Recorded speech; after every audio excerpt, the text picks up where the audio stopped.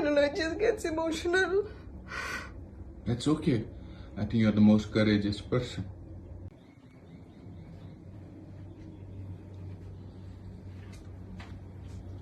What are you thinking?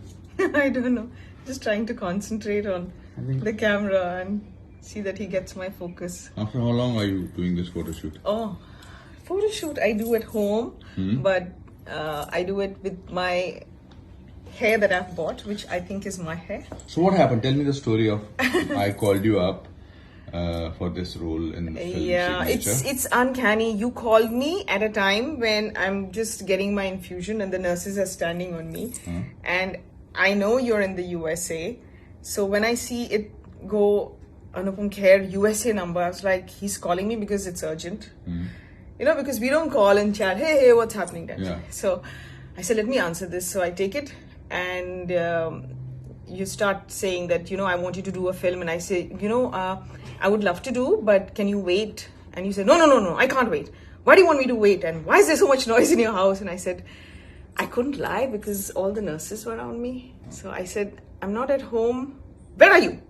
So I'm like, I'm in the hospital. That's not the way I talk. You talk.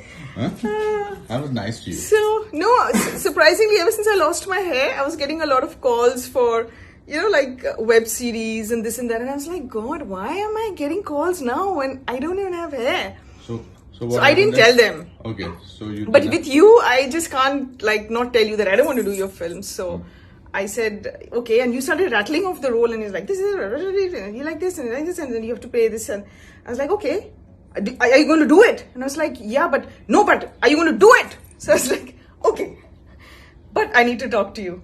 So then I spoke to you in the night and I told you that, is it okay if I come to the sets with a wig? And you said, why would you come with a wig? And I said that I've lost my hair, I've just gone through treatment.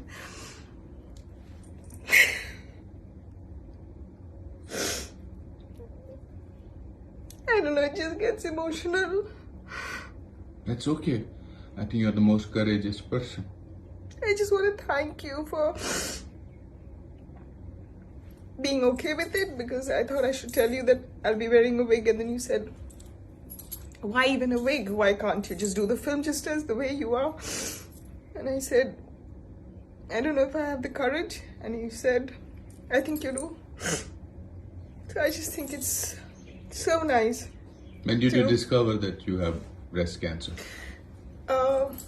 No, my breast cancer, I didn't have any symptoms. I do like a yearly test for myself where I do my sonography and blood tests. You know, the yearly checkups, it was an annual checkup where my person who was doing my sonography said, I think you should go and get this checked with Dr. Mandar, who's an oncologist. And I know about him.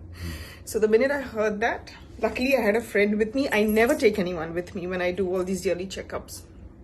And so I went and met Dr. Mandar and he said, we'll do a biopsy, but it doesn't look anything. These are cells which are pre-cancer cells. It's called DCIS. And sometimes they become cancer, sometimes they don't become cancer. So it's up to you. Do you want to remove them? And I said, no. I'm like, take it out. So we did a biopsy and it didn't come cancer. It was negative. But I still wanted to take it out. So when we took it out and they did a biopsy of the entire cells that were removed and tissues, they found tiny cells, like a tiny portion of cells that had already become cancer. And so he said that when you were in this surgery, we put a port. So I still have the port here, you know, this raised bit, and then you have these veins which are going in. So they said, we have to give you chemo. And then I started crying. And then my sister was like, it's treatable. Doctors saying it's 100% treatable. You know, these are very, very early cancers. And that's the one thing that, you know, if you catch it early, cancer is treatable. And my sister was like, why are you behaving like a 17th century woman? Why are you crying? I mean, the doctor's like, good news. And you're crying. Well, I think we're just so terrified of the word cancer, which is why I didn't share it with my parents because they're so vulnerable. They are like, I live with them and they're like, especially my mother's like, she's very vulnerable last 2 years. She's been with nurses. So I said, I just went and told her, Mommy, I have a lump in my breast, so I had it removed. That's why I didn't see you for 10 days. And her blood pressure just went up and down, and she was passing out, and then by the evening we had to take her to the hospital. So what do you feel now? You've shot for 2 days for the film. I feel so good. Yeah. Yeah. So what do you want to tell women who discover suddenly? Because I think I learned from the women. I learned from a lot of women who were coming to chemo, and they were like, oh, I'm going to work straight from here. And I was like, really? Why do you have to work? Doesn't your company give you an off during time? They said, no, they gave us off. It's completely paid for and all. But I don't like to sit at home. I like to work when I'm doing this. It just makes me feel normal. And I was like not the very brave one. I was like, everyone in my family was brave, like my friends and my sister and my brother. And I was like all the time weeping and crying till I met a little boy. I heard his voice.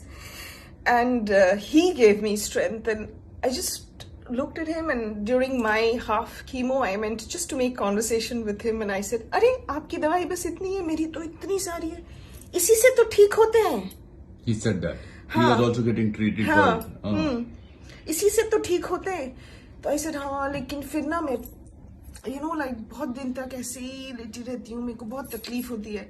तो he says मैं 5 दिन लेटता हूँ बस, उसके बाद तो मैं खेलता हूँ, उसके बाद तो like I'm fine, I'm back to myself. So I was like, wow. So Shalom, what I want to tell you is that you are my hero. So she is my hero, and she's fantastic. She's the best thing. He actually said, beautiful. When I said, I don't know if I'll suit, being on the sets like this, he says, we don't have real life heroes, and that's what we're looking for. And you are one of them. So thank you. He's been so supportive. Oh my God. Thank you so much. So much. All those people who are listening to this Mahima Chaudhary, she is the best thing. And she's superb. You need more people like this, because no matter how many people you have holding your hand, it's not enough during times like this. So, I am so grateful to him. So all for of you out. people now have to pray. She's fine, by the way. Yeah, I'm fine. I'm totally recovered. Yes. So, and I'm doing well. Thank you. Lots of love. Thank you. Thank you so much. Thank you. Thank you.